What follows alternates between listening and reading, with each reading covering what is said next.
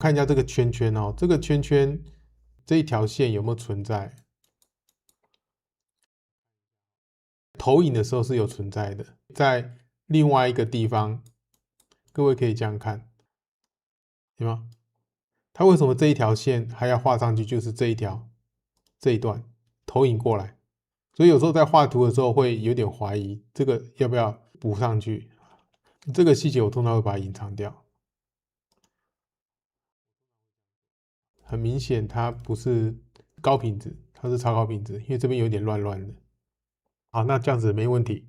我本來想說這邊有個輪廓，我想要把它隱藏掉，這樣是沒問題的。各位有沒有看到這個顏色？灰灰的嗎？這代表什麼呢？看一下這個，你看它沒跟上，我就覺得怪嘛。這個是附屬誰呢？就拉一下視圖，看起來附屬在圖頁，它不是附屬在視圖圖頁焦點。這個弧呢，它已經懸置了。這其實看起來是懸置狀態啊，在邊線上不太可能。